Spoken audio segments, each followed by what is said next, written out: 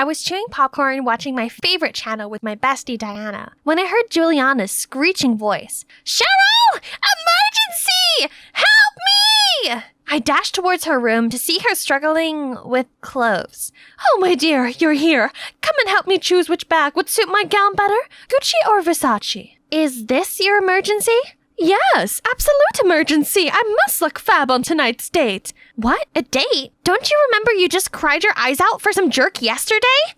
Can you believe her? Sorry, I forgot to introduce myself. Hi, I'm Cheryl, living in New York. And that's Juliana, my aunt. My parents passed away when I was little. Since then, Juliana moved in and became my guardian, as per their will. She was funny and expected to make good company in this huge house, but most of the time she wasn't around. The only time she sat down with me was... I just bought him a brand new Bentley to walk his dog the other day, but the next day he immediately dumped me. He said he wanted to share my burden, but seeing how heavy my 20-carat diamond necklace is, he stole it and ran away. My auntie always loved with all her heart, only her taste in men really needs some fixing. As you can see, all gold diggers. But for some reason, she refused to see those red flags and still hooked on them like a crazy bull. And inevitably, her long list of heartbroken stories keep getting longer and longer. Recently, Juliana met someone new and dined out every day. But you know how it's gonna end. Once they steal something from her, they surely would run away and leave her inconsolable back to me. Actually, I've once dated a guy like that. But of course, I'm not easy to deceive like Juliana. Once I sensed something fishy about that guy, I kicked him in his butt right away. That's why it's my first and also my only relationship I've been in. But no big deal. I have my bestie Diana. She might look timid, but really reliable. She knew everything about me. Then one day, Juliana asked me to join them for dinner. Wasn't this the first time she introduced her boyfriend to me? But this guy was kinda special? Or even strange to her usual style. Juliana only ever dated six-pack guys. But now, what's this overweight, short, and bald man doing here? Auntie, are you alright? But the real bummer was he brought along his son, who also happened to be Andrew, my freaking gold digger ex. It all happened when I was 14, the age where everyone was in a relationship, except me and Diana. One day, my class gathered to play Kiss, Spin the Bottle, and on my turn, the bottle pointed to Andrew, the only boy in my class who was single at that time. Friends screamed in extreme excitement and started to push us together, and we kissed. Since then, my classmates started to ship us as a couple until one time Andrew came to me. Hey, you don't have a boyfriend. I don't have a girlfriend. Why don't we become an item? Our friends seem to like it too. Stupid offer, right? But 14-year-old me thought it's a good idea to join the dating circle like my friends after all. I mean, being the only single girl really sucked. And he surely got a look and would make a good match with me. So I agreed. And we became official and did what other couples do, from holding hands to public kissing. Andrew turned out to be a good acting partner, and it was quite fun, to be honest. Except for those moments where I wish I could just end his life. Bae, I'm hungry. Get me something. But he's still totally wrapped up in finishing his 10th burger. Until I nudged him that did he pay attention to his starving girlfriend? Aw, my bae is hungry. Then eat, my love. But what was it? I opened my eyes to find out he fed me his greasy finger. Ew! That definitely raised my hackles up. I stood up and gave him my tantrum, but he had the audacity to fight back. If Diana hadn't stopped me there, I swear I was gonna give him some scratches. But still, we both had to settle down our first couple fight to continue our lovey-dovey girlfriend-boyfriend thing. Ugh. Things ran quite so smoothly that sometimes I thought I was in a real relationship. Then one day, I was walking in the schoolyard to hear some boys talking. Hey, Andrew and Cheryl have been together for 2 months, right? Yeah. I can't believe our spin the bottle trick that day could be that successful. Shout out to our handsome boy Andy, who's willing to go into the lioness's den to help us earn some more allowance from our rich lady. Perfect. And now the bait is taken, it's time to give Andrew the cue to action. What? So Andrew's offer only comes from an attempt of leeching onto me? How dare he? I immediately stormed away to find him sit on a bench. Hi, bae. Why the long face? Who stole your food? Drop your act. I know you're just a gold digger. What gibberish are you talking about? I don't know what's going on with you, but don't put it on me. He still had the guts to deny it and even dared to go berserk at me. We're over. Not long after, he moved to another city with his family. Good riddance. And from that moment, I said no to boys, as they only come to me for money. I didn't expect to see this jerk again, especially in this kind of situation. I dragged him outside. You have to stoop this low? Couldn't get my money, so now you asked your dad to steal from my aunt? Quit thinking everything has to spin around you just because you have some money. I just want my dad happy and he seemed to like your aunt. I warn you, don't cause any trouble. The next morning, I woke up to the most shocking news ever. Cheryl, Mr. Hardy and I are engaged! The wedding is soon to be decided and 2 families will move in together. What on earth? They've known each other for hardly 2 months and now they're getting married? What? This Hardy guy must have put some kind of spell on Juliana. Wait, so Andrew the jerk, he's my cousin now? No, I can't let him rob me one more time. I so needed some bestie talk right now. But why is Diana clinging to Andrew? I rushed over without a second thought. Hey, what's going on here? Are you blind? We're seeing each other now. What kind of gibberish did I just hear? I dragged Diana away immediately. You better have a proper reason. I'm sorry. You know too well what kind of person he is. Why? Can you do me a favor? You and Andrew are living under the same roof now, but can you keep a distance from him? What? Are you for real? You know, I'm a bit insecure. Okay, fine. You worry for nothing anyway. In no scenario do I want to be near him. What's wrong with the people around me? Frustrated, I came home, but to see Andrew's dad in my house. We just moved back to the city, so it's taking more time for our housing contract to settle. So we'll have to live in your place, just for now. Is it okay? Of course, babe. This castle is too big for the 2 of us anyway. Right, Cheryl? Yeah, how convenient for you, Mr. Hardy. Just move in, and all this house and cars are all yours to use now. And that's how Andrew and his dad entered my life and made it miserable. Every single night, he kept bothering me with a screeching sound that I couldn't stay focused on studying. Stop it or I'm gonna throw away your flute. Pity you can't comprehend art, cousin. Not just that, I had to share a bathroom with him, which now rather turned into his own exhibition of Star Wars obsession from towels, doormats, or even toothbrushes. Literally everything. Ugh. He even left his stinky football jersey for days. Ew.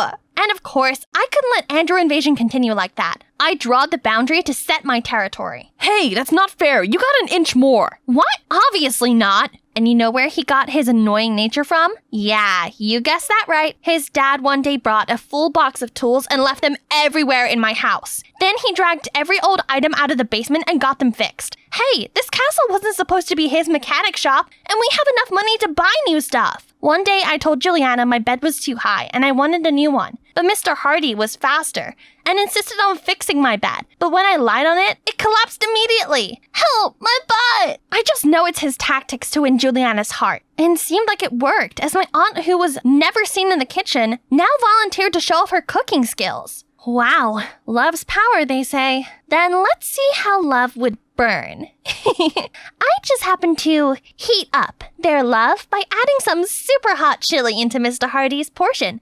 And after the first bite, he ended up crying like a baby. Don't you know I have a peptic ulcer? Then he held his stomach and left the table. Juliana hurriedly followed him to their room, all looking concerned. New trick to wheedle some more gifts? Impressive. It's you, right? Me what? I ignored him and went back to my delicious sup, but this party pooper stole the dish and scoffed, like being left starving for decades. Okay, fine. If you insist. You just pushed all of my buttons, you moron. I snatched his dish and finished the steak in front of him, and I could see his eyes turned red in anger. And that's when the fork fight broke out between us, until the maids came in to prevent any more calamity. The next morning, I saw my aunt taking Mr. Hardy to the hospital. Oh, I didn't expect it to be that bad. Right then, a delivery man came. Oh my! Wasn't it Green Day? My favorite band of all time? But this vinyl was rare. Not everyone could have this. Who bought it? It's mine. You?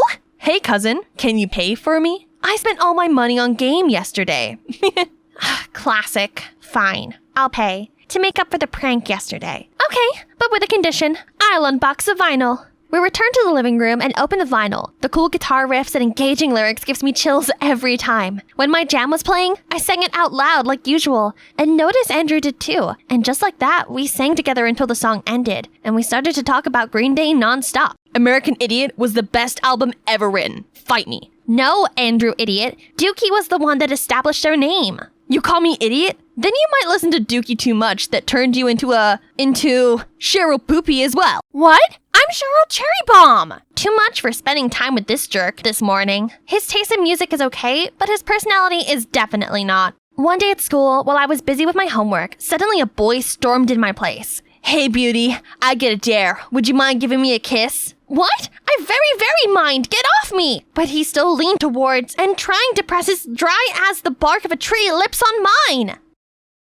One day at school, while I was busy with my homework, suddenly a boy stormed in my place. Hey, beauty, I get a dare. Would you mind giving me a kiss? What? I very mind. Get off me! But he still leaned towards and trying to press his dry as the bark of a tree lips on mine.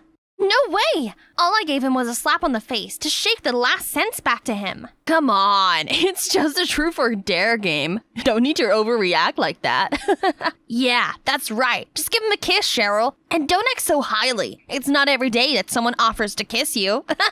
Gosh, these dudes might as well need to be taught a lesson then. Hey, stop. It's a game to you, but not to her. And she has a right to act on her own will. Huh? Andrew was defending me? What's wrong with him today? Who told you I need your help? Those boys really killed my mood today, that I couldn't focus on anything else. All of a sudden, I heard Green Day playing, and soon I lost my negative thoughts to the song and became completely absorbed in it. And you know who's the idiot that played it. The next day, Diana took me out for some retail therapy. Hey, about yesterday, are you okay? Yeah, I'm fine now. Such a relief, Cheryl. But just a little reminder, please don't misunderstand that my boyfriend has something with you. He was just being kind, you know. What? Me? With your boyfriend? As if. Even if he's the last boy on the planet, I'd never like him. Really? That's all I want to hear. I get this, please. Sometimes I couldn't understand my friend. But what if he still had feelings for me? What am I thinking? Get yourself together, Cheryl.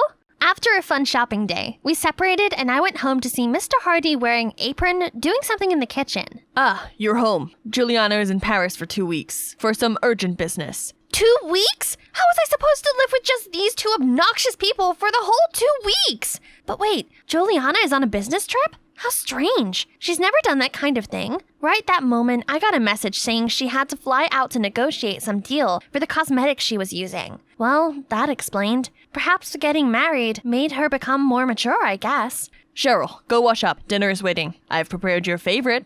And the food Mr. Hardy cooked was surprisingly delicious. More strangely, over the next few days, I realized being with them wasn't a nightmare as I thought it would be. Mr. Hardy was an excellent cook and always tended to my favorite list. So to pay back, I volunteered to do the cleaning. You're doing the dishes? Make sure you don't break any. Let me save them. No need. You do. He's right. I couldn't finish it all by myself. We were working peacefully when I felt something cold on my cheek. He's splashing water on me. Angrily, I splashed him back. It was fun, except for how soaked our hairs and shirts were. Gosh, how old are you both? One day after dinner, Andrew asked me to go with him to the grocery store. Okay, fine, but I wouldn't carry any bags. Then we took a stroll around the neighborhood. The city at night with flickering lights did have some soothing effect. Yours is chocolate, right? Can I take a bite? Then he had like half of my ice cream. Oops, sorry. You can have mine. That's fine. Seemed like our princess is in a good mood today. Normally you'd chase me all the way down the street. That's true. I hate to admit, but since Andrew and his dad moved in, I found myself happier and more relaxed. Hey, did I say something wrong? And for some reason, my words naturally blurted out about how lonely I had felt in my own house. When my parents passed away, Juliana is my only family, but she's too drowned in her own flashy hobbies, sparing no time for me. Not until recently, she spent more time at home, which is good anyway. I didn't know that, Cheryl. So we have more in common than I thought. Actually, my childhood wasn't as wonderful either. My mom and dad got divorced when I was 7. I just thought it's because they're not meant for each other, but turns out mom was having an affair, which made dad devastated and closed his heart to everyone until he met your aunt. Poor Mr. Hardy and Andrew. My aunt actually had changed ever since she's been with Mr. Hardy too. Maybe they're the right ones for each other. We kept walking along the riverbank, and chatting with Andrew wasn't bad like I thought, or even good in some way. Suddenly, he tripped over something and fell on the ground. Gosh, you're bleeding! Sit here, I'm gonna buy some bandage. But I didn't manage to get too far before witnessing a scene I wish I didn't. A day after Juliana came back from the business trip, she immediately called for a family meeting and announced the unexpected. Cheryl, Andrew, we have something to tell you both. Mr. Hardy and I decided our relationship has come to an end. What? Why so sudden? Dad?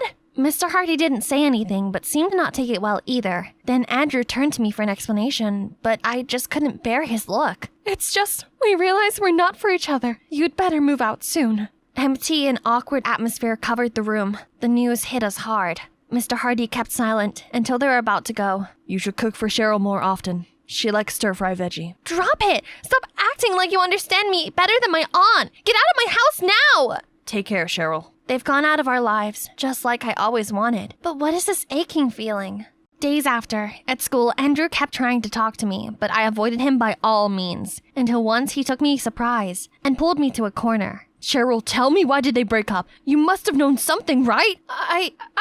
Didn't you listen to my aunt? They're just not made for each other. You're hiding something. Stop bothering me. We're not related anymore. I walked away as fast as possible. Seeing his face was the last thing I wanted now. Thank God Diana found me. I'm sorry for that, Cheryl. By the way, I dumped Andrew. Like father, like son.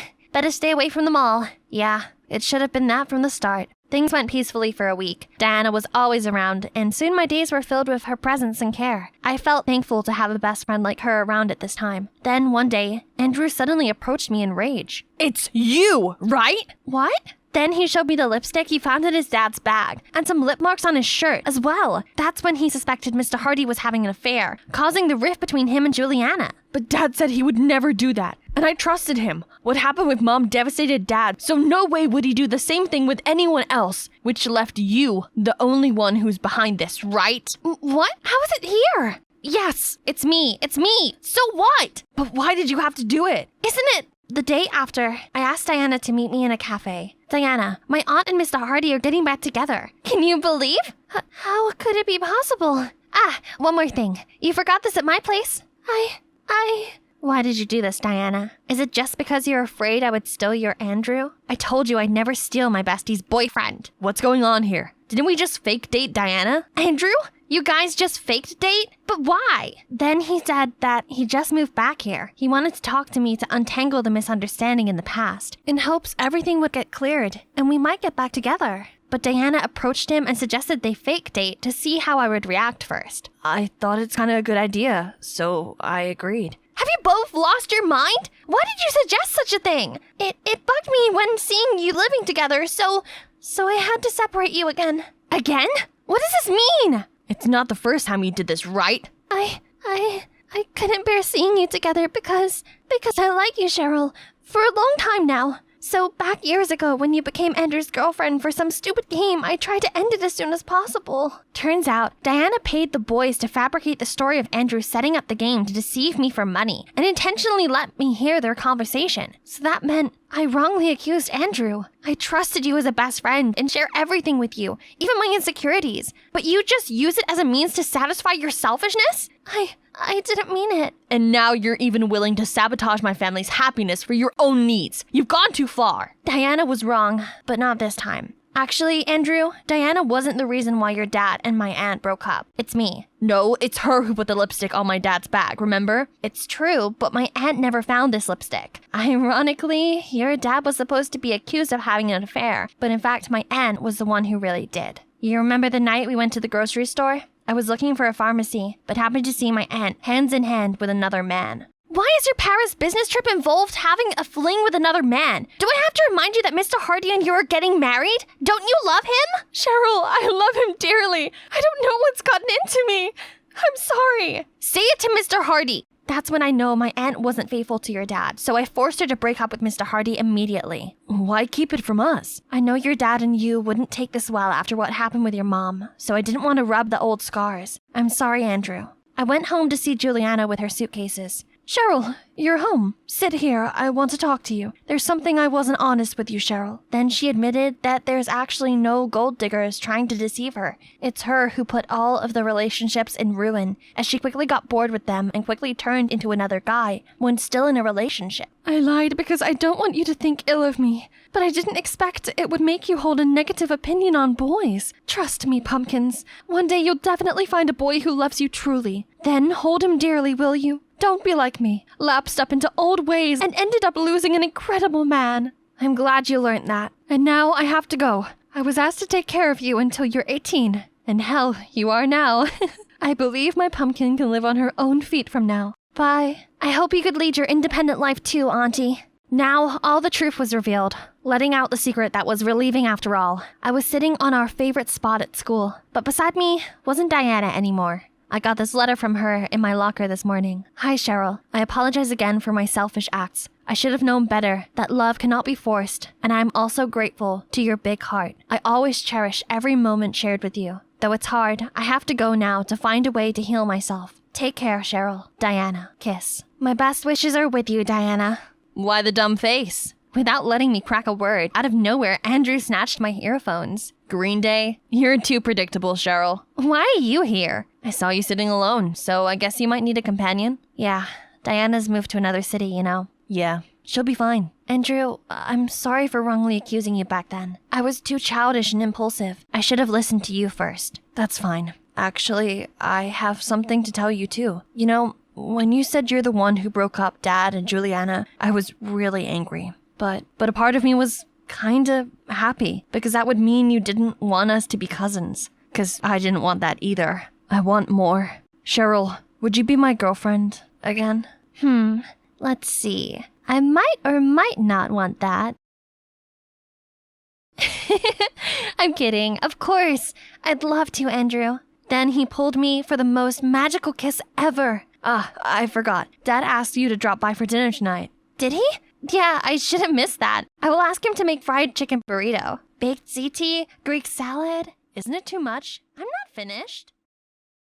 Hello there. My name is Hope, and my life just became fabulous. My parents are from India, and they moved here when my mom was pregnant with me. Things were tough when I was a baby, but when I turned 7, everything changed. My father invented this super cool app that lets you detect diseases from your phone. So we became rich and moved to Beverly Hills. Kana, look, that mansion over there belongs to Rihanna. Oh my god! Rihanna is my neighbor for real? Eek! Man, Beverly Hills was paradise. But there was one little problem. I had no friends. We moved during the summer, so I had to wait 3 months to meet the kids at my new school. I was bored out of my mind in our mighty mansion. One day, I decided to go to the playground. There were so many kids playing and having fun. I tried to approach some of them, but they paid me no mind. So I decided to watch them instead from the top of the jungle gym. Hey, you there! Me? Duh! Who else is flipping around like a monkey up there? Are you new? We're playing princesses. Come and play with us. Yes! I jumped down so fast I almost hurt myself. But that was how I met Meg and Becky. I was shocked to find out that Becky was my neighbor. Our houses were right next to each other, and I could literally talk to her from my balcony. Meg, on the other hand, lived at the end of the street, so we decided to meet up every afternoon and play till the sunset. Then school finally started, and we were an iconic trio. Becky was the prettiest girl, with blonde hair and teeth so perfect she didn't need braces. Meg was the cheeky, sporty one, a soccer prodigy, in her words, while I was the mysterious new girl, who was friends with 2 of the most popular girls in school. And things stayed great as we entered high school together. I was no longer the mysterious new girl. Popularity wasn't my thing anyway. I was just glad I found my place in the tech club. Hey, Hope! Meg's asking us to go to the mall this afternoon. You coming? Oh, I can't. My family's celebrating Diwali today. Diwali? That sounds exciting. Can I come? We have never had non-Indians for Diwali before. But since you're my bestest friend, I doubt that my mom would mind. Yay! By the way, I have something for you. Here, whenever we're close, it will glow like this. Whoa! Did you make these? See, you're really talented. If you would, Becky, we've talked about this. Joining the tech club is enough for me. Now let's get going before my mom scolds us both. Becky came over immediately, and she was so excited. She helped us set up and helped me wear my sari, and even joined in the prayers. Everyone was happy to have her around. Diwali went great. My mother had the best time teaching Becky about the Indian culture. Later that evening, a heavy rain started, so Becky stayed for the night. We were having tea in the living room when I heard a loud bang on the door. I opened up, and it was Meg, soaked in the rain. Oh my god, Meg, are you okay? Becky said to wait for you guys at the park. I was waiting when the rain started. I went to her place and was told she was here all day. Why didn't you tell me? Oh no, Meg, I'm so sorry. I meant to text you, but I forgot. You forgot?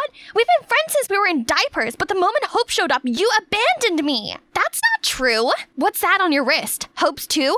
They're friendship bracelets. I can make you one if you want. So that's how you think of me all this time. Just a surplus? Meg, wait. She didn't stop, but walked straight into the rain, and everything changed from that day. We tried to make peace with her at school, but she acted like we were invisible for days, and even started a new clique with her soccer teammates. Poor Becky. She seemed so hurt. Well, if it isn't the lovebirds. Tell me, Becky, how does it feel being replaced? Hurt, right? We get it. You find new friends. No need to rub it in our faces. Hope, have you been shopping at Goodwill again? Are things good at home? I think the homeless person you borrowed this coat from needs it back. Remind us, Meg, does your mommy still need you to cut meat into little pieces before you eat? That was 4 years ago. How dare you? Was it? What about those Fed accidents? Her minions cracked up. Even Becky couldn't contain her giggling. From that day on, Meg was determined to get on our backs. We figured out she must have been mad at us still, so we decided to keep distance every time we saw her.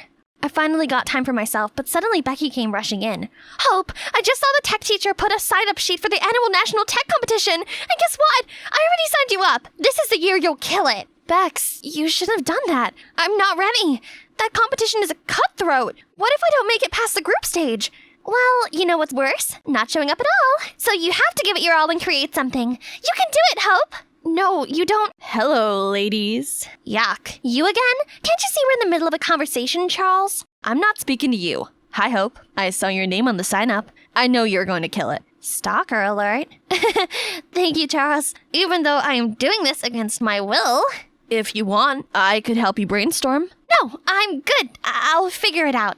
When would you learn? Even if she was on fire and you were the last drop of water, she would still say no. Move on. You've been obsessed with her since middle school. It's not cute anymore. Becky, that's mean. Let's go. Becky later apologized to me and said she only wanted to help. Besides, the winner gets the prize of a whopping $80,000. I bawled my eyes out at the amount of zeros. That's it. I decided to give it my all for this one. I was working all night on designs, which made me so tired and cranky at school. But so far, I had nothing. One day, I overslept and was so late to school. I was running to catch the end of first period when I felt an arm grab me. Hey, are you okay? You look exhausted. I'm fine. Stop following me around, Charles. No, I don't want to hang out with you. No, I don't like you. Please leave me alone. Just then, the bell rang, so the hallway was filled with students, and they all heard what I said. Everyone was laughing at Charles. Tell him, bestie. We don't like you, Charles. Scram! I was about to apologize when he walked away in shame. Maybe it was for the best? I was getting tired of rejecting him every day. I had too much to work on. I had an idea for an app and knew that my family depended on it. In no time, I stopped worrying and started feeling confident. My app was indeed a masterpiece. One day at recess, I was in the bathroom stall when I heard the most disturbing things. Did you hear the thing about Hope? I heard that her father's app is a failure now, and that they're so poor they might have to live in trailers soon. Yeah, I heard it. Who would have thought that high and mighty Hope used to live in a trailer? How tragic. My head was spinning. My family problems were a secret. Who could have told them? That witch Meg? There's no way she would have known. Then it hit me. It was Becky. She was the one coming to my house all the time. That's why she enrolled me into this competition for the money. She knew. I could feel the anger boiling in me as I moved to find her.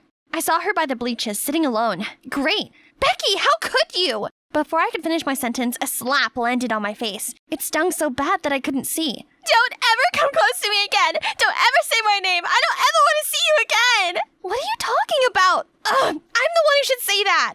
You're seriously playing the victim after insulting me? She ripped her friendship bracelet off, threw it at me, and stormed off. The whole school watched as I stood in confusion. What the heck just happened? I tried to reach out to Becky, but it was impossible. She'd cut me off. Was that how little she thought of our friendship? The next few days at school, everything started to make sense. Becky had a new best friend, and it was none other than Meg. I was so upset watching them at school, while I sat alone every day. Later that day, I was in gym class when the witch approached me. Looks like you're flying solo now. Jesus, gloat all you want. I'm out. What's with that attitude? You usually have a sharper tongue. Cut your nonsense. I know you did this. You were so jealous of our friendship that you just had to destroy it. What? It wasn't me. Have you seen the video?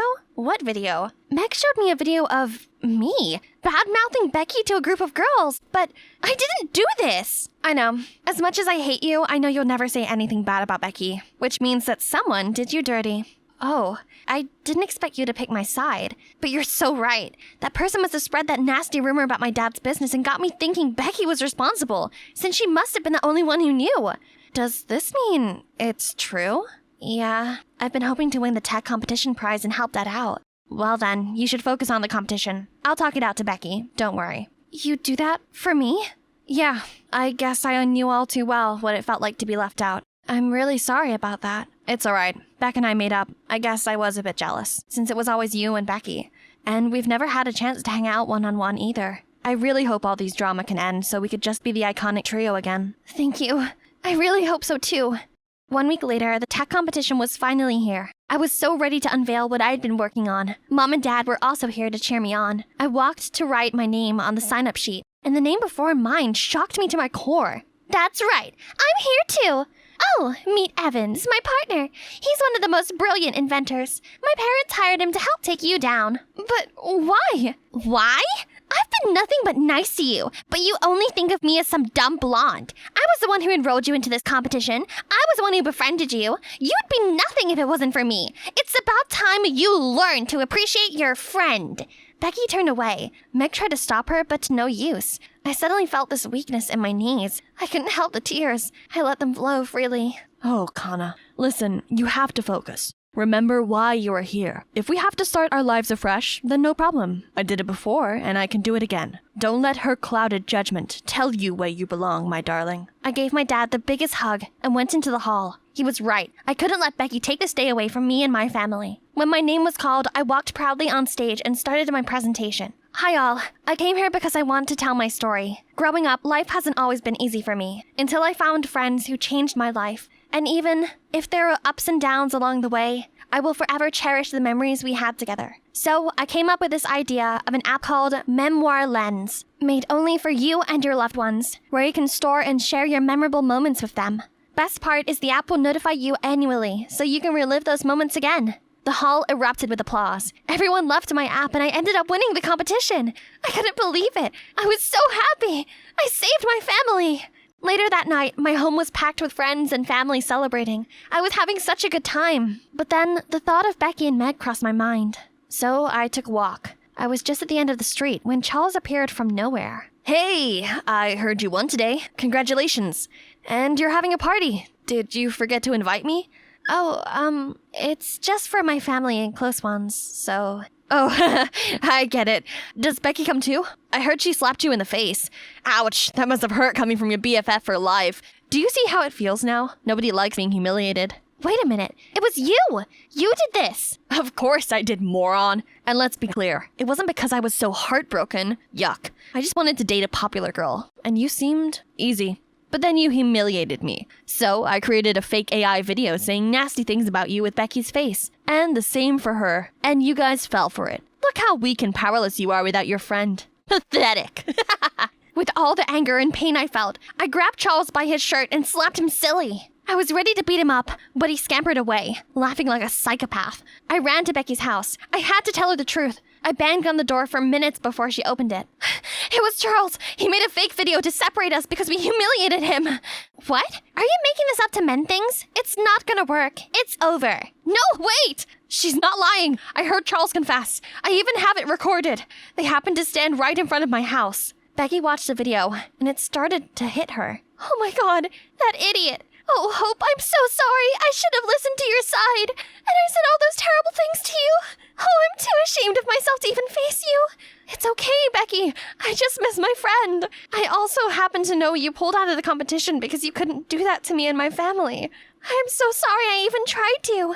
Then we both laugh away. Hey, Meg, why are you standing there dumbfounded? It feels like I'm third wheeling you guys. I'm just gonna head out so you guys can have your moment. What are you talking about? Meg, you're a part of this group, and this time we're not gonna let you leave. Yeah, if it wasn't for you, we'd probably still be fighting by now. So come here, you.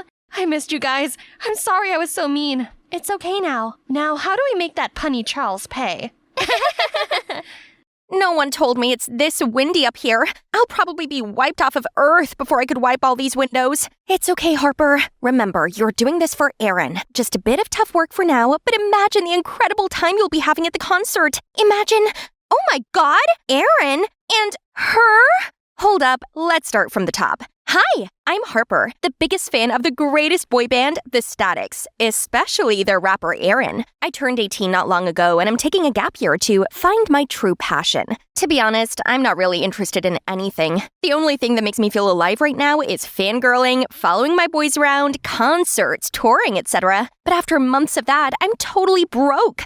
Not to mention, Aaron's having his solo debut album. So, having no choice, I asked my super sweet boyfriend Kirk to lend me some money. But, again, all you ever did was spend relentlessly on this trash. You don't study, nor get a job. How are you expecting to afford it all? Do these idols feed you or give you a roof over your head? I don't think so. I can't help you forever either. Trash? He called my passion trash? Excuse me, I asked for a loan, not like I was robbing him. He wasn't like this the other times. Finally showing his true self, huh? Fine, I don't need an unsupportive boyfriend. Anyone that stands between me and my happiness can get lost. So, we're over. Whatever. But wait, I still need to come inside as Kyra's bestie, not as your girlfriend. You might be wondering what kind of relationships I have going on here. Well, I actually befriended Kyra first. We were both ecstatic. Fandom of the Statics. If you know, you know. Fangirls bond is stronger than any friendship. Her mom works for a big press, so she sometimes could even get us access to shows. Cool, right? So I was always around her place. One thing led to another. Me and her brother fell in stupid love, but not anymore. Have you heard about Aaron's new album? Apparently it will be followed by a group concert right downtown New York. We can ask Kirk to give us a ride. It will be super fun. Oh, don't want to burst your bubble, but I just broke up with Kirk. 4 minutes, 36 seconds ago? No way! Yes way! I told her how ridiculous her brother was, but she still tried to find excuses for him, hoping to mend us back together. But sorry, this heart of mine has casted the dice. It's entirely dedicated to Aaron now. No more dumb boyfriend. And that's how I ended up taking on this dangerous job. Its high salary could get me boxes of albums and a concert ticket even. But what am I getting instead? My beloved idol, arms in arms with a singer I hate the most on earth, Bianca. Aaron and Bianca rushed to the window and dragged me inside. Please don't let anyone know this. What do you want? Autograph? VIP ticket? Please, you probably know our two fandoms are like water and oil. They already opposed us so badly over a collab last time. Yeah, of course I know, because I was the one who opposed. Seriously, what does Aaron see in this girl? She always says controversial stuff, gets caught in dating rumors with all guys on earth, parties 24/7, and her songs suck. But on a second thought, it's not every day to have the two hottest celebrities on their knees before me like this. Maybe I should act wisely. Either way, this is the lifetime opportunity for me stepping into Aaron's life, isn't it? Okay, I'll keep a secret on one condition. Let me be the manager of Bianca. Bianca's manager? Who's looking for me? Wait, who are you? But he didn't even bother to wait for my answer and started stacking out bunches of stuff for Bianca to sign. Being a manager ain't a joke. See, Will's been doing this for years and still struggling. Well then, more reason for me to step in. So I walked over to give him a hand. This poster is mid. Next time let me handle it. Trust me, I've designed countless stuff for fan events. The title track this time is a bop, but without a good promotion, it turned into a flop. I suggest you make some TikTok challenge for it. I'm a girl Bianca's age. I for sure understand her and the fans more than you. I'll be useful. Right, guys? Yeah, sure. She has a point, Will. You do need an assistant. Right then, Will had a phone call. Seemed urgent. After hanging up, he turned to me. Fine. It's true that I'm overloaded. I have to check stuff at the venue right now, but Bianca has schedules at the radio station in an hour. Can you get her there? Sir, yes, sir. Just like that, I helped Will around, and it's safe to say I was basically Bianca's sub-manager. Life was pretty sweet. I got to tag along to shows for free, while keeping an eye on my love rival. I sure enjoyed playing God with my new puppet. Everything Bianca eats has to get my approval. Bye-bye, yummy tacos and burgers. She's only allowed to use the phone at certain times of the day. Stop texting boys and start working on your terrible music, honey. Then tell those annoying boys to stop bothering me. Even her sleep is strictly fixed, just because I love seeing her suffer. And I make sure her schedule is packed. Vocal training, dance practice, filming content. Girl, you have a lot to work on. But on days where she worked with the Statics, I'd let her off a little. Still, that doesn't mean these two could flirt under my nose. Seriously? It's like you guys are begging to get caught. Think about your future. This dumb fling won't matter a bit the day your career's on the edge of failing, won't it?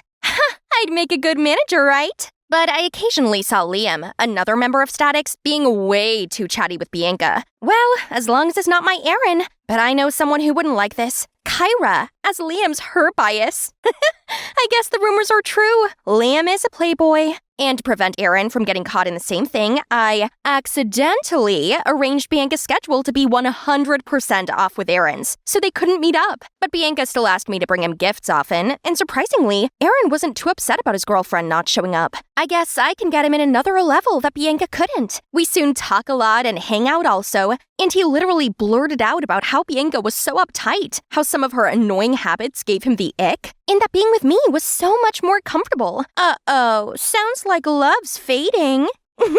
On the other hand, Bianca was extra upset that they still couldn't date on their anniversary. Not on me, though. Aaron himself didn't want to see her and made excuses about how paparazzi had been up on his grill because he's been doing so well lately. But Bianca has had enough with this all. She wanted to go public. I heard her talking to Aaron on the phone about it. No, that's not gonna happen. I have to be a step ahead. I immediately searched for a photo, then posted it anonymously on a fan forum. If Aaron goes public with anyone, it's gotta be me. But oh boy, maybe I've not thought this through. What was I even thinking? The next day, the internet went crazy and it's all negative comments. Thankfully, Aaron's side has spoken up and calmed it down by fabricating a story about how this was from a long time ago. And it was his first love, blah blah. Anything, as long as things go down. I haven't even finished my sigh of relief, then out of nowhere, Aaron's stomping into our studio looking furious. R.I.P. me. Bianca, have you lost your mind? I told you I did not agree. Why did you post our photo? Are you trying to sabotage me? Sorry that you don't have a career so you can act careless all you want.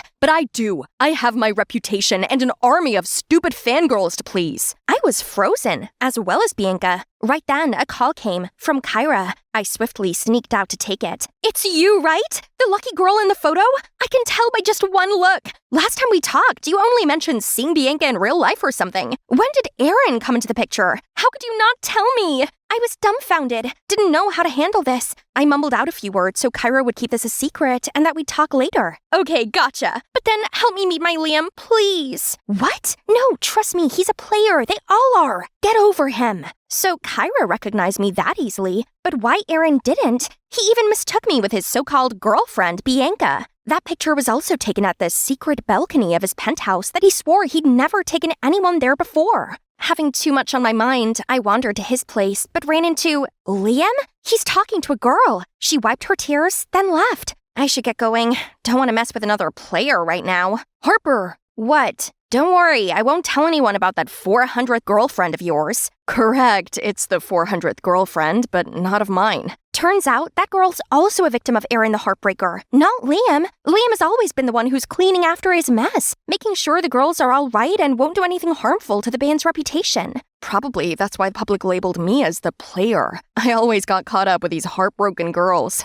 And now you.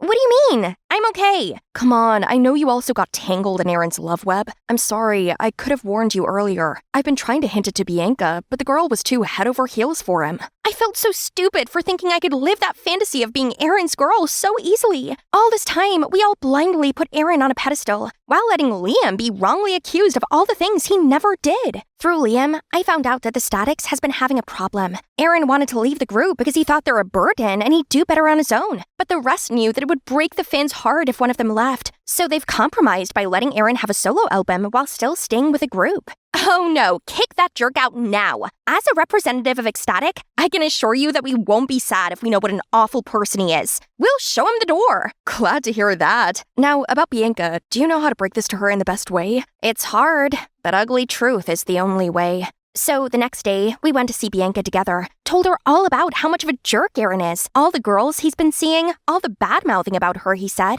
Surprisingly, she took it better than we thought. Thank you, too, for looking out for me. I know he's bad, but I thought I'd been able to change him. But yesterday when he came throwing a fit at me, I realized that I deserved better. Oh, poor Bianca. I really owe her a zillion apologies. I asked Liam to give us a minute and came clean to her on everything. On the photo I posted, on how I intentionally got in between the relationship, on my dumb rules just to get the better of her. I'm truly sorry. I'm just a Delulu fangirl after all. I'm really sad to hear that because at some point I did consider you a friend, especially your ridiculous rules. It helped me a lot. Look, you kept me on a strict diet, helped me get a healthy sleep schedule, made me practice more, stay off my phone, no more doom scrolling and obsessing over hateful comments. I can assure that you've helped me become a better artist and human overall, even though it's by accident. You are seriously too nice. How come I spent all these years hating on you? I'm sorry, and I don't think I should be around here anymore. I'd better go back to my normal life.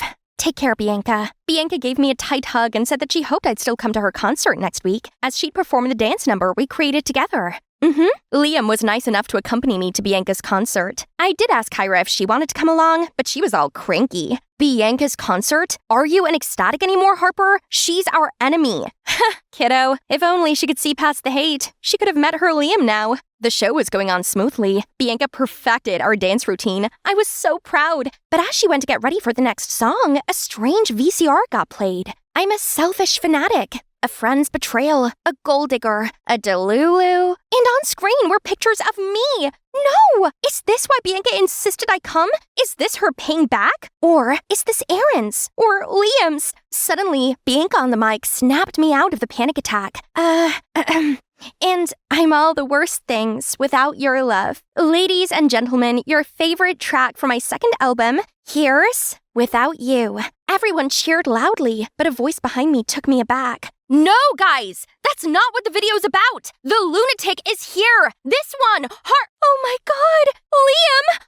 Liam quickly shushed her and we dragged her outside. Turned out my dearest sister from another mother did this to me. Why? I hate you. I know everything now. Don't forget who I am. Nothing in this fandom could be hidden from me. You got to befriend the boys but ghosted me because you want them all to yourself, huh? After everything we've been through, all the shows my mom helped you get in, you bewitched Aaron, sided with Bianca, then called my Liam a player. But look who you're with now. On top of that, you dumped my brother for a stupid reason. The player here is you. This is a mess, and it's really my fault. I should have filled Kyra in on everything sooner. Seeing her right now reminds me of the exact same person I was just last week. The same hot-headed, immature fan. I couldn't blame her. I apologized and told her everything. And with her dearest Liam's help, Kyra, though still mad, started to be more understanding. I love you, and I hope you will soon see things the way I do now. Idols are also humans. They're not all glitters and gold, so we can't expect them to be all perfect, then refuse to see their wrongdoings, or nitpicking trivial things just because it's not up to our expectations. Let's both be a better ecstatic from now,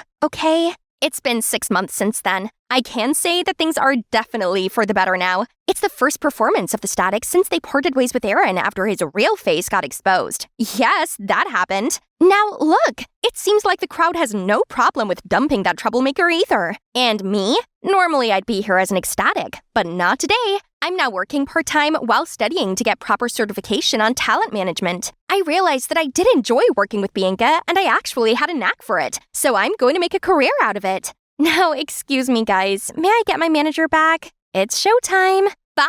Long idling hours in class finally came to an end. Time to go home and chill. Huh? Are those thugs threatening a girl? Picking on the weak? Such cowards. Oops, she saw me. Now they're all looking at me. As a Muay Thai prodigy, I most definitely will run as fast as I can from danger. It's not me. My legs have a mind of their own. Besides, I stood no chance against those big, scary guys. I might get myself hurt if I tried to help. Then she'd call me a jumpy idiot. Yet some part of me still wished I could do something. While I was pondering from afar, a guy charged at them out of nowhere, then knocked them all out. Looked like he knew martial arts. Like me. I'm Jamie, by the way, and my story's absolutely normal. Please like and subscribe. I didn't expect to see my dad home this early. Sweetie, you're back already. How's your day? Hi, Dad. All good. It's been just me and my dad since my mom passed away when I was little. He's the best dad I could ask for, but he's shunned by this entire town. He's one of the firefighters who reported to a tragic fire accident around a year ago. They managed to save many lives, but unfortunately there were casualties. After that, the fire department became the town's scapegoat just because they couldn't save everyone. However, I could see better than anyone how much my father had sacrificed. He always covered up his left arm and told me not to tell anybody about it. He considered it part of his job and still felt guilty about that tragedy. More importantly, he taught me to be willing to help others no matter what. Little Jamie did listen to him and was always helpful, but no matter how hard we tried, we still had to endure the townsfolk's woulda, coulda, shoulda nonsense. So I now live by my own rule. don't be a hero. Hey, it helped Jesse Eisenberg's character survive Zombieland, so it'd surely get me through my life. And so the happy little girl now wears a permanent scowl on her face like her armor. Thanks to my tough exterior, no one would ever pick a fight with me, or speak badly about me, at least not to my face. Side effects included having no friends, getting pushed around by teachers, and being brushed off most of the time. You know, the usual cold shoulder. The next day, I was enjoying a good old boring normal day when I suddenly was summoned to the principal's office. For bullying a fellow student? What? Turns out, the damsel in distress yesterday, Betty, reported everything to the principal while conveniently placing me in that gang. I tried explaining myself, but my efforts seemed to be futile. Can't say I'm surprised. Like father, like daughter, I am seriously concerned about my students' safety, especially since street violence reigns in this area lately. Such terrible behavior is even more serious coming from you than those imbeciles. Good heavens, I hadn't even touched a single strand of hair on anyone's head. Poof, she obviously is blaming me simply because I didn't help. But speaking the truth would be like adding fuel to the fire. I believe the proper punishment for you is immediate suspension for 2 weeks. No, sir, I can't be their accomplice because I was gonna start a self-defense club for girls. Just like you, I worry a great deal about multiple attacks recently. Therefore, I want to help them be prepared. I was trying to recruit Betty, but she was surrounded by so many of them while I was all alone. That's like fighting a losing battle. I actually ran away so I could, report them to you. Betty must have mistaken me for one of them. My gibberish speech went on for a good while before he finally let me go. I had to bluff my way through his many questions. Where does the club take place? When? How many members? And since he said he'd come by sometimes, I actually had to create a self-defense club and begin recruiting. The first day of the club, only a few girls came. Fine, I don't have much care for this stuff anyway. It's merely an excuse for me to be let off the hook. I grabbed the 2 tallest girls, then asked them to demonstrate a couple moves so the rest could follow their lead. When an assailant strikes, cross your wrist to trap his arms. Jump, and boom! Boom. Yeah, boom! Did I do that right, Jamie? Jamie? Yes, that's it. Don't be lazy, okay? Then I got back to scrolling on my phone and saw that Betty had gone public about the incident. Even someone as indifferent as me could see how much sympathy and attention Betty got after that. Her story's influence went beyond the internet when our school launched a No Bullies Allowed campaign and chose her to be the spokesperson. However, they could only propose outdated and ineffective measures, like always traveling in groups, bringing pocket knives or pepper spray, or giving in to not get any serious injury. None of which really helped, and more students fell victim. A few days later, right before English class, I saw the Good Samaritan that day. He's Aaron and transferred from another school in the area. Come to think of it, he's quite a heartthrob, which got all the girls all riled up. Do you have a girlfriend? What's your type? Sexy, cool, nerdy. I know, nice and sweet? Yes. Oh, Mr. Bernardi's here. As usual, Mr. Bernardi began the lesson with a pop quiz. Today's topic was Hamlet. Okay, I knew this one. What's the play about, Teddy? A guy named Hamlet? Good, B+. Any other idea? Jamie? The play works on many levels. It's about Prince Hamlet's family conflict, their politics, how he can't make up his mind about duties, moral codes, and— Stop! F. You're reading too much into it. Well, I should have seen that coming. You suck. What did you say, Aaron Taylor? I said, aw, shucks. Wow, this guy's so much more than just a pretty face. When class was over, I came to thank him and even got his socials. He's a super handsome guy with a voice of an angel who defended me. I think I got, well, you know. Let's see what his social says about his type. Oh, Betty seemed to be gaining more and more support, huh? I guess people have more compassion for delicate little flowers like her. Wow, nice. I had zero chance then. Suddenly I heard a commotion outside, then peeked out to see my father dealing with rude neighbors. Man, I can't live the life of the local doormat anymore. If so, I had to change first. I can be like her. All right, starting today, call me Dainty Jamie? Ugh. I'll figure something out, but my life will surely be different. Aaron, your girlfriend is coming! I'll certainly need a new look to go with my new personality. The Princess Diary would be the perfect tutorial. First, I have to look like a princess. So I replaced my sneakers, hoodies, and t-shirts with high heels, short skirts, and all things pink and glittery. Of course, cute accessories are a must. Ting! But it would be lying if I said this new style was comfy. This morning, my long hair got caught in a keychain on my backpack. It was impossible to untangle, so I had to cut off a chunk of hair. You know what they say, pain is beauty. I went to school in my new style, and the moment I set foot in the building, people stared at me like I was an alien. Then the mocking began. Look who's talking! Last time I saw something like you, I flushed. Oh dear, that wasn't very ladylike. So I decided to change my tone to sound posh and even learned how to sit, stand, and pick up dropped items elegantly. Greetings, Mrs. Allen. Can I have mashed potatoes and beans, please? What's that? Speak up, young lady. I'm sorry. Can someone be a doll and help, please? But they just looked at me all judgy.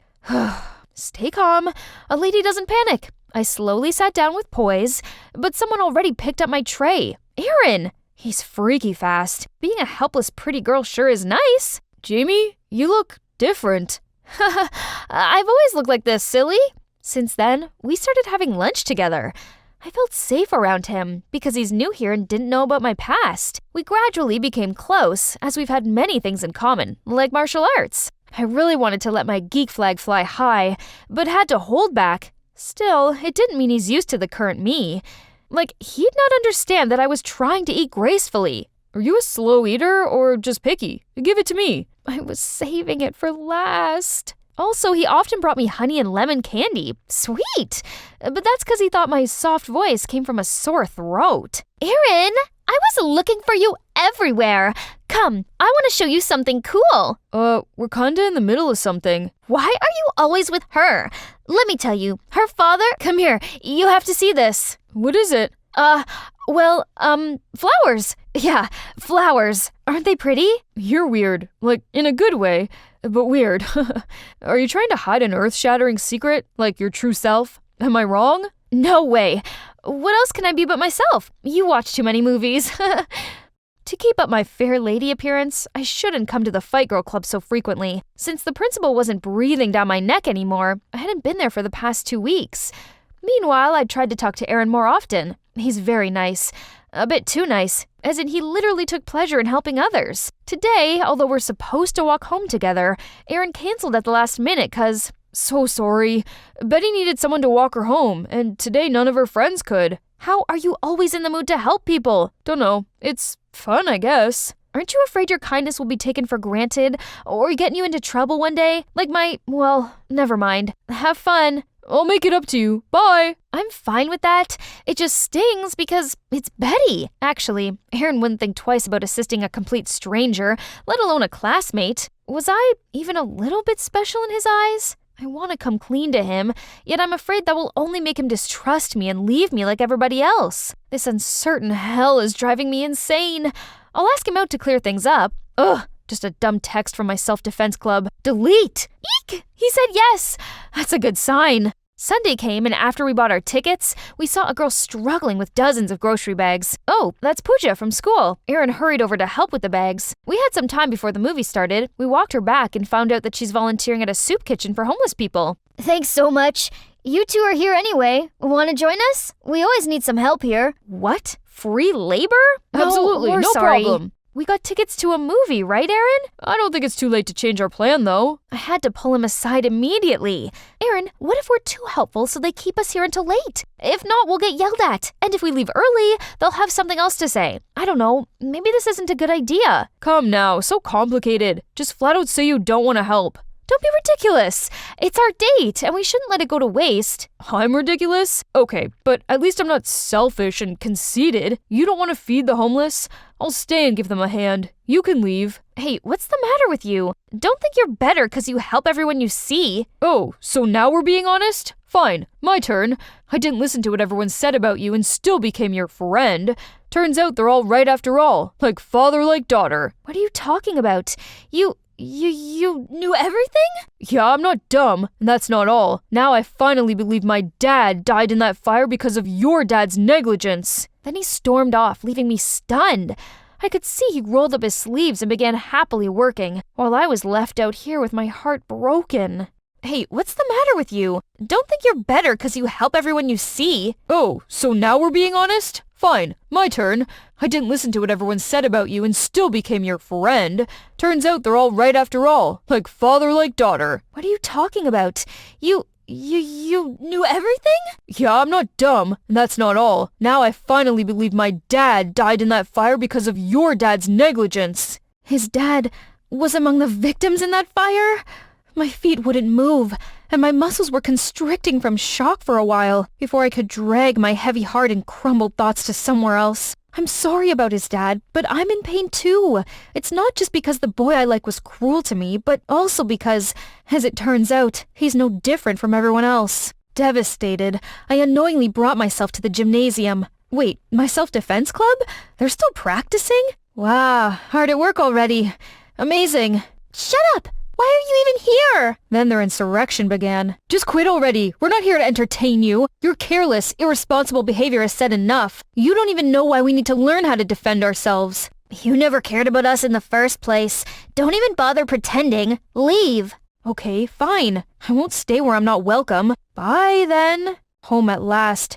I was gonna take my frowny face straight to my room, but couldn't hide it from Dad. Sweetie, why the long face? How are you so cheery all the time? Life's beautiful, and we get to see it every day, no? I hate it. I hate to see you get all the blame while doing nothing but good deeds. How everyone's mocking us. But above all, I hate how you always have that happy-go-lucky smile, even though people treat you like the butt of their jokes. I hate trying to be a hero like you said, but I can't stand pretending to be weak either. I hate everything! Honey, they might think the worst of us, but that doesn't mean we have to be so pessimistic and indifferent. Then we're no better than them, aren't we? You can't change the way people see you or be anyone but yourself. Perhaps one day we might manifest something good to the universe. But first, we need to be good people. His words actually woke up something in me. Was I wrong about everything all this time? In the following days, Aaron and I ran into each other a couple of times, but we both avoided eye contact. That one's a dead end, but a boy is not my biggest problem. Now I want to flip the script and start over. But from where? I know. But wow, everyone immediately got their torches and pitchforks ready at the sight of me. Good afternoon, y'all. What you said the other day got me thinking, and I'm sorry. I want to help, for real. Of course, only if you want me to. Come on, I'm already at the bottom. Give me a chance to go up, huh? No loss for you anyway. They seemed convinced, so I got down to business right away. What? You're already cowering? I only swung my arm. Looks like what they've been practicing wasn't working, so I decided to put them on a strength-building regimen alongside one-on-one sessions with me. On top of that, I built each member's profile detailing their weaknesses and how they should be improved. Most of us aren't tall or athletic. How about you show us how to use weapons like pocket knives, nunchucks, and axes? Seriously? Sorry, but swords are only as good as the women who wield them. You'll most likely hurt yourself if you carry those things around. So I came up with the idea of teaching them self-defense using familiar items like backpacks, pens, and heels. And this look? I actually wanted to get rid of it, but I decided to keep it up since this is what most girls wear. This should show them how to protect themselves in the most unexpected situations. Danger won't wait for you to change into appropriate attire. Besides, I'm totally serving this look. Then more students joined our club. I see geeks, nerds, goth chicks, and even popular cheerleaders. What brought them here? Hazel once mentioned that they all had a reason to learn self-defense. So I decided to sit everyone down one day. Alright, no practice today. I want this club to not only empower us girls physically, but also be a safe space to, talk about ourselves and our problems. Okay, who wants to go first? I broke the ice by sharing everything that's wrong with my life, why I had such a slappable face, and all things false about my family that everybody liked to say. The girls seemed quite bewildered, then began contributing to the conversation. Well, for me it's my mom. She got divorced recently, and now she's doing really questionable midlife crisis stuff. I mean, she can do whatever she wants, but I'm still very angry with how she's handling things. So my therapist said I should take up some physical activity to deal with my anger issue. It seems to work, so far. I feel powerless at home too, so I thought learning how to fight would give me the strength I need to stand up against my stepdad. Yeah, I felt helpless many times before, like whenever I reported my stalker to the police, and they said there's nothing they can do. But practicing with you guys made me feel strong and confident, no matter how brutal it can be. Totally. With what we learned here, I felt like one day we could both reverse stalk our stalkers. Jeez. I only wanted to take advantage of these poor girls at the beginning to get out of trouble, and almost abandoned them. What was I thinking? And since then, they'd all got stronger and seemingly more confident through each lesson. Every girl had several bruises, but the brightest smiles were always on their faces. We must have looked like the happiest thugs. One day, when I was enjoying my meal, Betty came and said she wanted to have a word with me in private. I put aside our differences, but then she said this. I'll cut to the chase. Your violent little club is getting more popular and taking away people's attention from what's truly important. My campaign. I don't follow. We exist in completely different spaces. I have nothing to do with your campaign. You know what I'm talking about. All that everyone cares about now is your girl fight club. I'm just concerned that you're planting seeds of violence in other students' minds. That's all. Gosh, I don't need to explain to you, of all people, what I'm doing. If you're worried nobody cares about you anymore, maybe, just maybe, they're tired of your sob story and useless anti-bullying measures. Ugh, you're wasting my time. However, I couldn't have anticipated disaster struck right that evening. Another person was complicit that day, but I was hesitant to point her out because I feared her retribution. But now your love and support have given me strength to do the right thing. That girl was none other than Jamie. She even blatantly lied to the principal that she had self-defense club. But they're nothing but a bunch of thugs in disguise. I am truly terrified for myself and everyone else in this school. Members of the club were on my side. Still, most people chose to believe Betty, including the teachers. And so they shut us down. Am I on the right track after all? Or should I just return to my old, quiet life?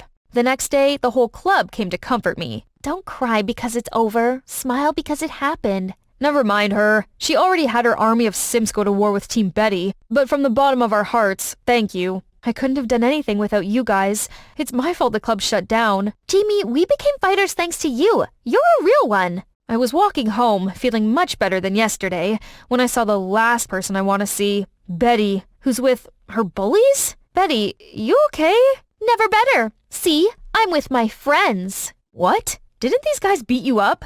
We buried the hatchet. Friends for life, right guys? You talk too much. What now? What's the problem? Aaron came flying out of nowhere and pulled me out.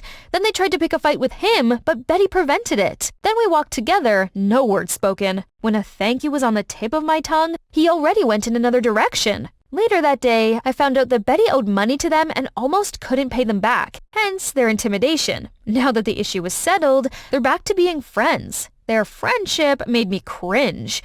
I shouldn't bother myself with it since I already knew Betty wasn't all pure and innocent then. The next morning, Betty dragged me aside as soon as I came to school. Looking for your favorite scapegoat? Where are your bestie assailants? Shockingly, she wanted to apologize. Jamie, I promise it won't happen again. She even said that it was Aaron who told her to change her ways. Welp, it didn't matter anymore. Pretty please, don't tell anyone about this. My parents would shave all my hair and use my shiny bald head as a mirror if they knew. Whatever, I'm no snitch.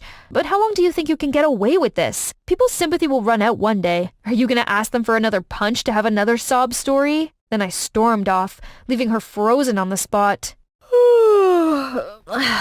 It's Monday, meaning I was supposed to attend club meeting, but now that we're banned, I don't have anything better to do. So bored. Suddenly, I saw smoke rising from afar. That direction. It's the gym! I acted on instinct and ran towards it. As I approached the fire, I realized it was much bigger than I thought. Worse, I heard someone scream for help from inside. So I hit the fire alarm, but as soon as it sounded, memories of the fire in the past and my dad came rushing to me. It's keeping my feet rooted there. At this point, many people heard the alarm and came to help extinguish the fire. What you standing there for? Give us a hand! Ayo, did she cause this? Out of the way! Useless! Images of Dad's scar filled my head. I just want to explode. Is history repeating itself? Are people gonna die? Jamie! Jamie! Jamie! I was awoken by the calls of my friends from the club.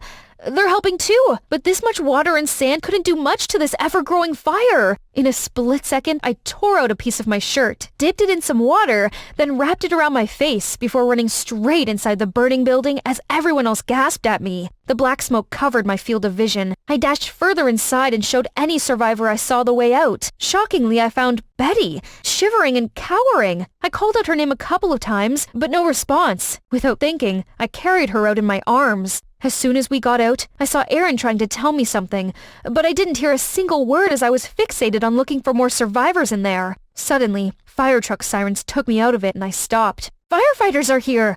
My dad's here! They swiftly took care of the rest. but my dad's uniform caught on fire, which had to be taken off. That's when he inadvertently revealed his scarred arm. When the fire had been put out and no one was left inside, I rushed over to give my dad the biggest hug. Dad, you're all right. I finally did it. Then some townsfolk came to pick up their kids, and I saw them looking at my dad's scar with this stupid, aghast look on their faces. What are you looking at? Y'all thought a firefighter's body's flawless? This?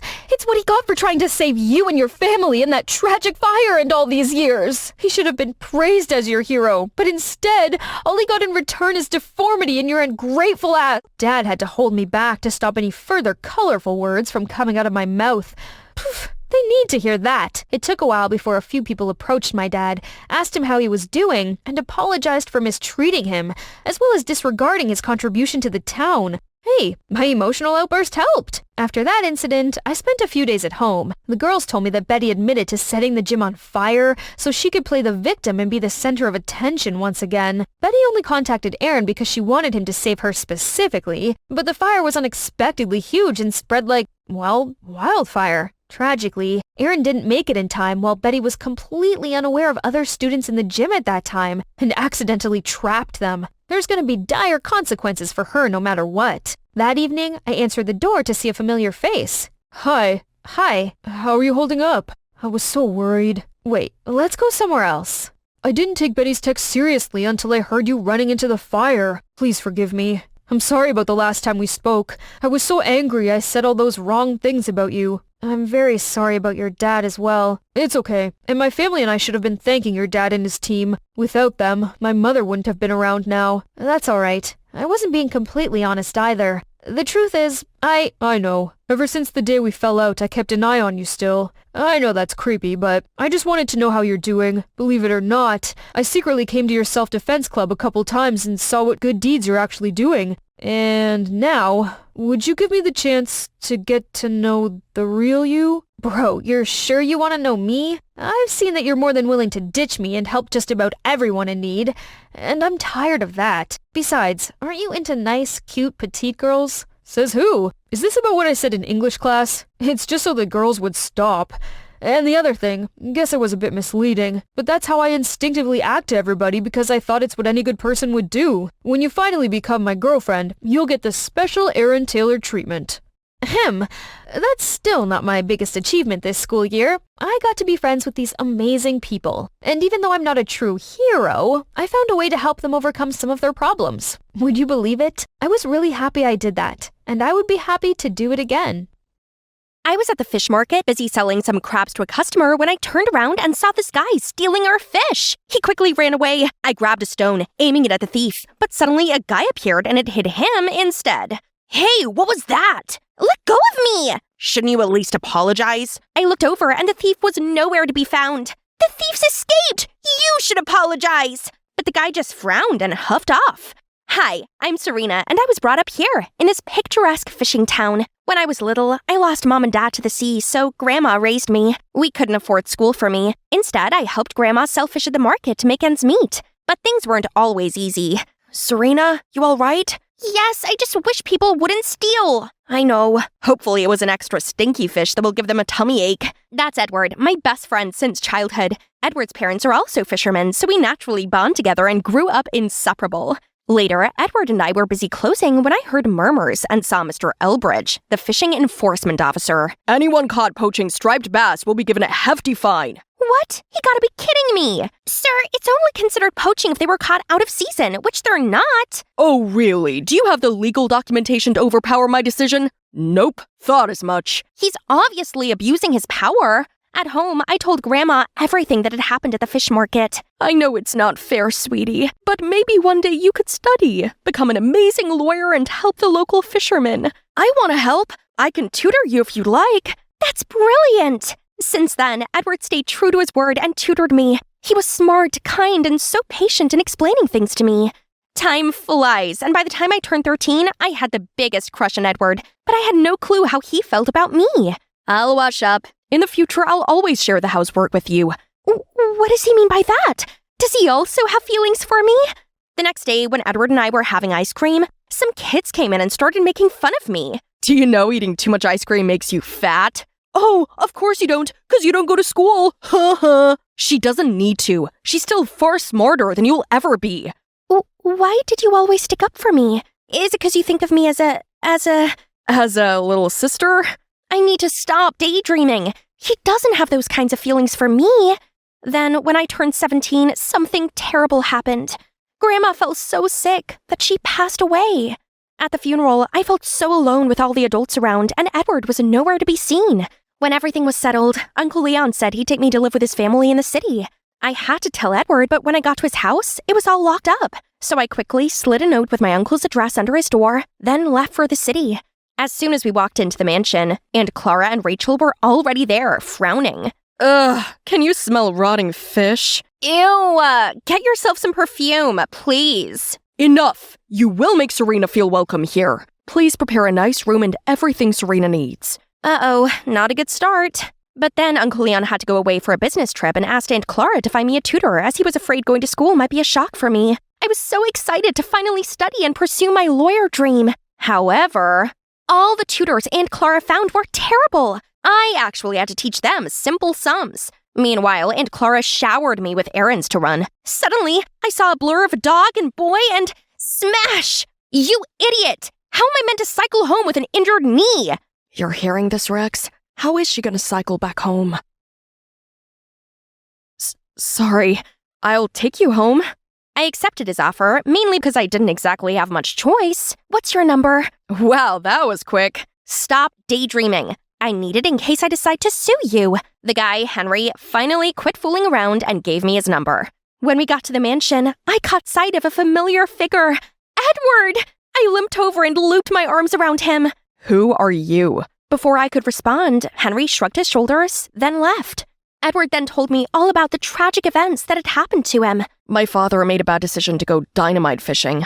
The Coast Guard caught him, but as he tried to run away, his boat smashed into a reef. We needed to move to the city for his treatment. Luckily, I got a scholarship into college here, so I can study and also care for Dad. I'm so sorry it's taken me this long to find you. That's okay, I understand. It all sounds terrible. What about you? So you live in that big mansion now? Is that guy your boyfriend? Henry?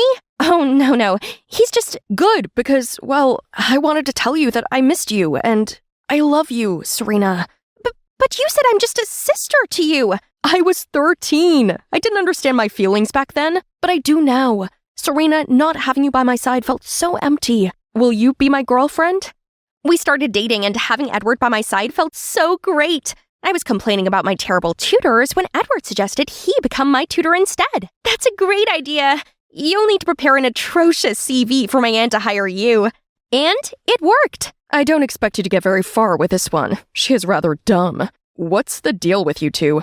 She doesn't like having me here. Halfway through the lesson, Edward got a call from the hospital asking him to pay his dad's bills ASAP before his condition worsened. I was comforting him when Rachel barged in. Serena, go get me some ice. Oh, hello there.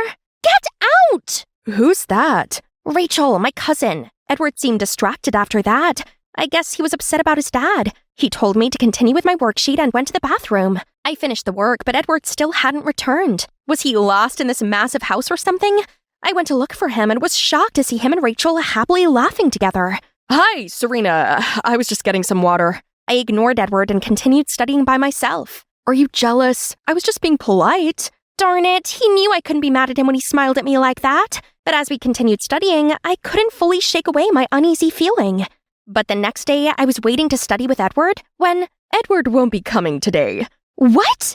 I asked her why, but she just walked off. As she left, I heard her ask the maid to bring fruits to Rachel and her new tutor. Huh? Since when did Rachel have a tutor? Sensing something was up, I sneaked over to Rachel's room and spotted... Edward? Serena, what are you doing over here?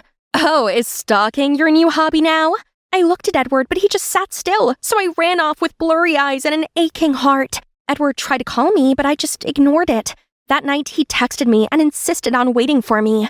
I wanted to hear him out, but I was still so angry at him. Serena, please. Your aunt told me I couldn't tutor you anymore and asked me to be Rachel's tutor instead. I need the money for my dad's treatment. I can't turn this amount of money down. Ugh, my aunt was such a witch. I'm so sorry. I would much rather be tutoring you. You're the only girl for me, but I can't lose this job. So let's keep our relationship a secret, okay? this was no big deal, right? It was me he wanted, not Rachel. Edward's birthday soon arrived, and we have a date at this restaurant today. I was excited when my phone buzzed. Sorry, babe, something's come up. Can't make it. X. It must have been something super important for him to cancel like that. But on my way home, I passed another restaurant and couldn't believe my eyes. Edward and Rachel were sitting together. Rage swarmed over me, and before I could stop myself, I charged in there. Edward, how could you? Jeez, what's up with you? He's not even your tutor anymore. Ask him how long he's known me for. I was just your tutor, that's all. I couldn't believe this, so I stormed off. I felt like such a fool for ever believing his lies. While running in tears, I bumped straight into Henry. You look like you just got dumped. It was the straw that broke the camel's back, so I started crying louder. It's not me. I didn't do anything. Please stop crying. Anything you want, anything. How about the aquarium? It turns out the aquarium was just what I needed. Watching the fish was so relaxing, and Henry was surprisingly a lot of fun to be around. Your parents must be super easygoing to put up with you. Nope. My lawyer mom is way opposite. Oh wow, that's cool. It's my dream to be a lawyer. Is that so? My school's interviewing for a law foundation course. You should apply. A law foundation course, huh? Should I give it a try? I arrived home feeling better, but Aunt Clara wouldn't leave me alone with her usual mocking routines. You spoiled ingrate. Soon you'll be 18 and I can rid my hands of you. I had enough. So I decided to apply for the foundation program Henry mentioned. It was time to focus on my dream without any further distractions. I studied hard and went to the library for materials. Henry offered to help, and even though I still found him childish sometimes, he was actually quite smart and knew loads about the law. One time, Henry invited me to come watch his debate team. Only when I showed up and spoke to Henry, I saw Edward walk in. My dad's ill, yet here you are, with him? Serena can go where she pleases. It's okay, Henry. I got it. Rachel's just my friend. I love you, not her. I just need to earn enough money. Then I'll end this mess with Rachel for good. What he did was still hard to accept, but he was in a tough situation. I would be a terrible girlfriend if I didn't support him, right? Despite all this drama, I'd been studying hard, and now it was time for my interview. Only on my way there, I saw a woman yelling at two students. Watch where you're going, you idiots! Excuse me, but this is a pedestrian crossing, hence the driver's fault for not stopping. How dare you speak the law to me, you little girl? Do you know who I am? But as everyone started buzzing, she had no choice but to drive off. What happened? I explained it to him and pointed at the woman's car. He didn't say anything, but seemed quite surprised. We then went to the interview, but when I told the assistant my name, she smiled and said, "You don't need to draw a number. Mrs. Shodden was impressed with your profile, so she wishes to interview you herself. It's best you follow the right procedure." I was a bit confused, but Henry knew better than me. Anyway, I had my interview with someone else, and I passed. Yay! Since then, I studied hard, and Henry helped me a lot. On my first oral exam, he even came along to encourage me. Only as soon as I stepped into the room, I saw that rude woman standing there. Hang on, she's the judge! Nerves wriggled at me, but I kept calm and nailed the exam. But afterward, she charged over to me. Don't expect a pass from me, you manipulative girl, seducing my son to get into this college. Huh? Her son? Who? Mom, you can't do that. The exam's recorded. They'll see you're just being prejudiced. I insist you cut ties with this schemer at once. She humiliated me in front of a crowd and tried to smudge my impeccable reputation. No, she didn't. She was just telling the truth. Oh, and that day, I purposely called her in for an interview, but turned out you intervened. And ever since then, this snake was following you everywhere. So end it at once or leave. So this woman is Miss Shodden? And worse still, she's Henry's mom? Suddenly, Henry grabbed my hand and led me out of there. How dare you! You're ungrateful and spoiled! I only adopted you so I had someone to look after me in my old age. But you know what? You'll never be my son! Don't forget to take your meds twice a day. Seeing him talk back to his mother just to defend me, I couldn't help but ask, Henry, why did you help me so much? It's because Mom was in the wrong, and seeing you getting pushed around hurts me a lot. Why, Henry? 'Cause I like you a lot. Let me be there for you. Henry, your mom shouldn't have spoken to you like that. But she was only angry because she cares about you. You should talk to her. I really hope things will turn out fine between them. Henry dropped me home, and now all I could think about was his love confession. To be honest, I do have feelings for Henry, but what about Edward? What about our years spent together? Suddenly, I got a text from Edward asking to meet up. I guess it was time to sort this out. While waiting for Edward to order ice cream, I got a message from Henry saying he was coming to my place for some great news. I asked him to come pick me up instead. This reminds me of our fishing village in summer and getting ice creams at the end of a sweltering day. I love you, Serena. I always cherish our memories together every day. Edward, actually, this isn't working. I think we should stop seeing each other. What? Why? I soon realized that something was wrong with our relationship. I just didn't have the courage to face it. We had a special friendship that I cherished and nurtured, but now I think it's time for me to accept the truth that we're not meant for each other. Bye, Edward. I wish you the best with Rachel. As I stepped out of there, I saw Henry waiting for me, and I instantly felt better. I made up with my mom. She apologized for what she said in her temper and told me that I would always be her real son. Henry, that's brilliant news! Right then, I got a message from Miss Shodden. Serena, I apologized for my behavior. I am most pleased Henry is getting to know such a righteous lawyer in the making. It looks like everything's falling into place. I arrived home, not expecting to see Rachel in a fit of tears. Mom, make her leave! This is all her fault! How dare you bewitch Edward! He's quit tutoring Rachel, and now my poor Rachel is distraught. I will keep on hiring you awful tutors and see how long it takes until you break. Is that so? So Uncle Leon stopped Rachel's allowance and took Aunt Clara's credit cards off her. He also made them apologize to me. I told him about my foundation placement, and he was so happy for me and offered to rent me an apartment near the college. It's time to live my dream. Now I just had one thing left to do. Take Henry to visit my hometown with me. This place looks familiar to me. I know, I think I came here as a child. Yes, this weird little girl threw a stone at me and then got mad. I suddenly realized Henry was that tourist guy I met when I was 10. Yep, that would be me. Henry seemed surprised, then suddenly pulled me in. I guess some things are just meant to be. 안녕하세요. I'm Minzy from Seoul. Do you believe conspiracy theories are real? Because I do. Before I tell you my paranormal story, please like and subscribe. Nothing much to say about myself. I'm timid, introverted, but above all, I have a big ambition to webtoon horror category. Ahem! It's one of a kind, right? I've spent sleepless nights on that. Go kneel in the hallway for 30 minutes. Now! Aw, man. Creepy Minzy is at it again. She wants to haunt the whole class with those ugly doodles or something? Ugly? Well, not as ugly as your grandmother. The whole class gasped at my insensitive words. But it's that girl. Supin's fault first. No matter how invested I was into my draft, it only ended up another chance for Supin and her posse to laugh at me. And well, thanks to my poor communication skills, no one wants to be my friend. Well, except Ha-jun, my childhood friend.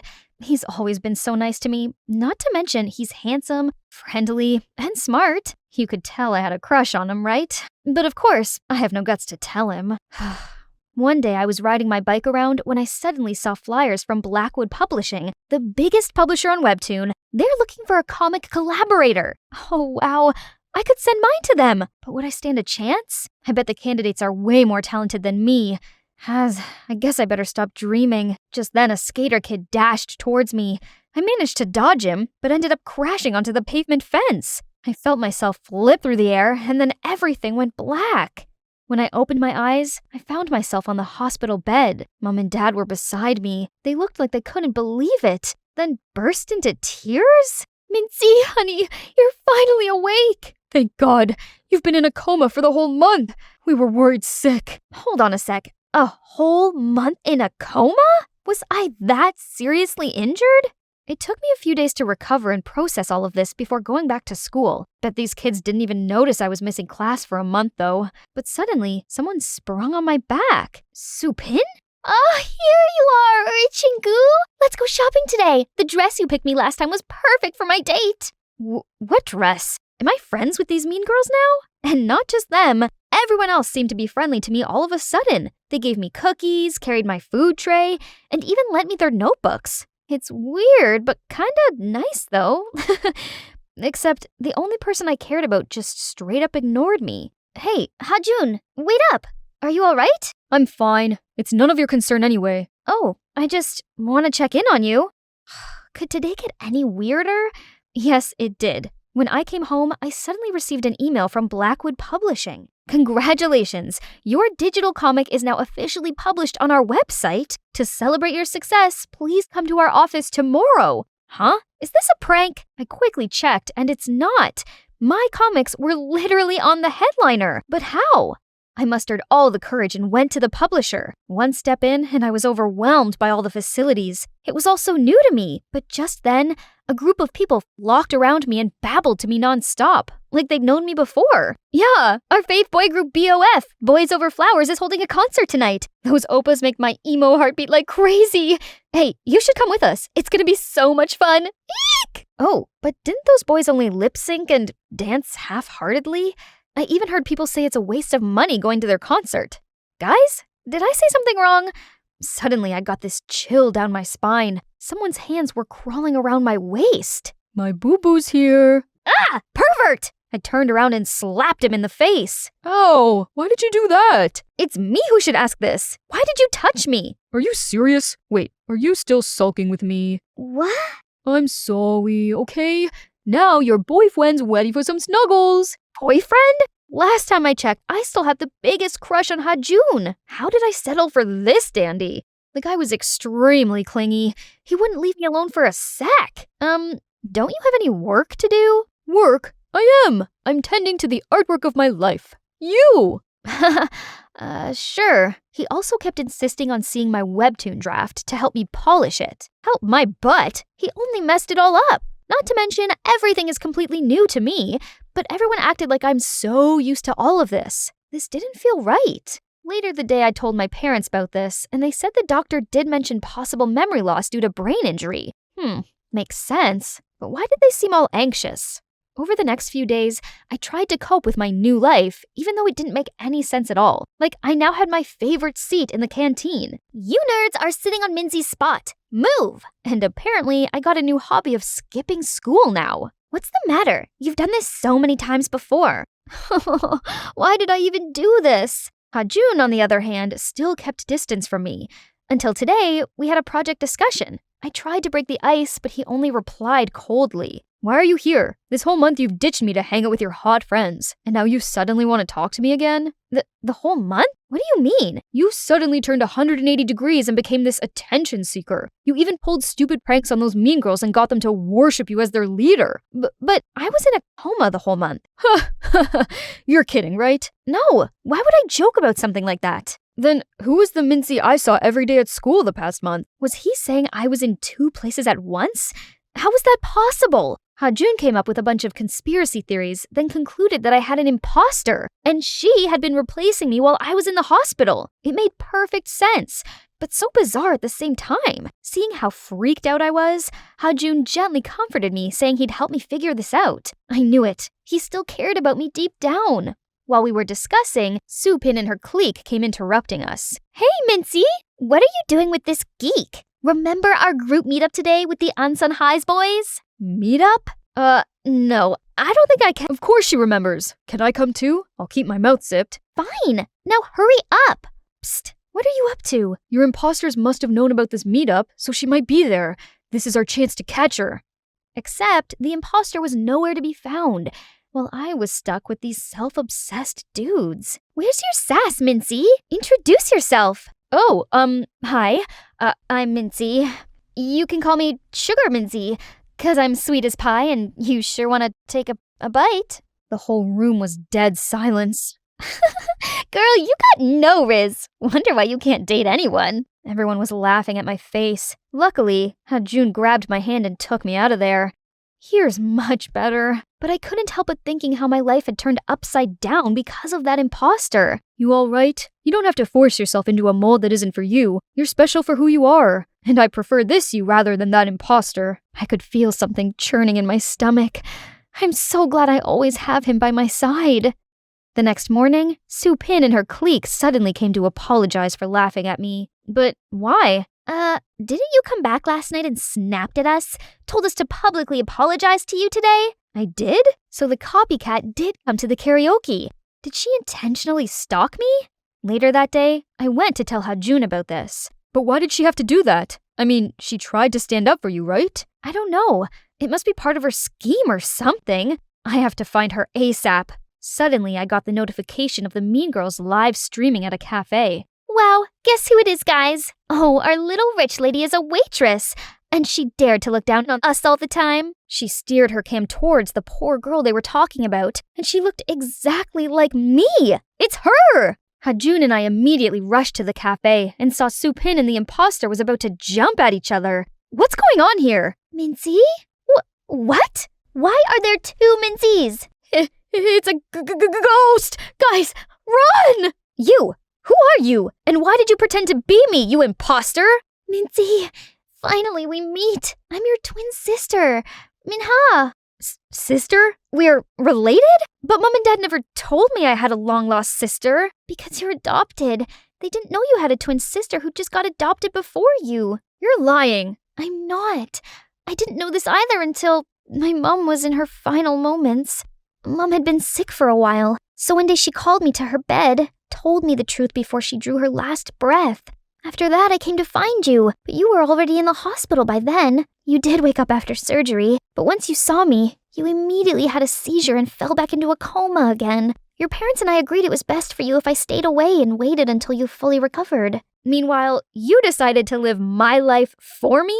Believe it or not, I actually wanted to know what my long-lost twin sister's like, how she's doing. Turns out you're a very talented comic artist, but you're always so insecure, and you're not doing well with the kids at school either. So I wanted to help you out. Sending your webtoon draft, working at the publisher, and fixing those Mean Girls wagons, I just went with it and ended up getting too wrapped up. Really? Did you get wrapped up in dating a random guy under my name too? And what about school? Did my parents agree to let you replace me? It was my idea and I persuaded them. They're just worried about you. I didn't ask for any of these in the first place. Thanks to you, I've become a stranger to my own life. You're happy now? Then I ran away, never wanting to see her again. Still, the worst part was, my parents lied to me. Why did you do it? You didn't tell me I'm adopted, and now you let a stranger replace me? Do you really see me as your child? Minty, honey, of course you're our daughter. Nothing could ever change that. We were afraid you'd be sad if you knew you were adopted. Truthfully, we love you more than you can ever imagine. It's a lot to process, but I had to be strong and stay focused. But soon, whisperings caught my ears. Did you notice Mincy recently is different and even a little bit dull? Where's the cheeky Mincy we're used to? Hey, do you get that bad vibe from Mincy lately? Somehow she'd gone back to being a sullen, creepy nerd again. God, why did everyone keep comparing me to that imposter? Hey, you alright? No, I'm not. Everyone seemed to like Minha and she'd only been here for a month. But nobody cared about me. I do care about you. You always got me. Your handsome friend, ready to the rescue. Whatever you say. Come to think of it, your sister only meant well. Despite her way, all she wants is to help you to be more open and show your hidden talents to the world. What Hajun said got me thinking that night. Maybe he's right. If it hadn't been for her, my webtoon would have been forever locked in my iPad. Besides, she's only got me as a family. I've gotta see her now. Hey, I came to apologize. I could see you only meant well, and I was only acting ungrateful. I'm sorry. And also, thank you, Uni. There's nothing to be sorry about. It's my fault too for acting on my own and getting myself to fall in love with Siwoo. I haven't told him yet, but I will find the chance. Sorry for dragging you into my stuff. I leapt into her embrace and felt the happy tears running down my cheeks. After the teary reunion, we spent hours catching up with each other. It's like we're reading each other's minds. Must be the twin bond. I even invited her to my house and we had a good time. For the next couple days, I only focused on the webtoon and getting to know myself better. With Hajun's help, I now felt more comfortable and confident speaking with others. One day at the publisher, while I was having a little chit-chat break, a colleague rushed in. Minzy, did you hear the news? Your webtoon won the first prize of Comic Award. Comic? The most renowned award in webtoon? Oh my god, I'm dreaming, right? My hard work finally bore fruits. I was celebrating with my colleague when out of nowhere, Siwoo dragged me out. You better announce me as the co-author. I helped you with the sketches, the script, the coloring, yada yada yada, remember? What? You were only messing it up.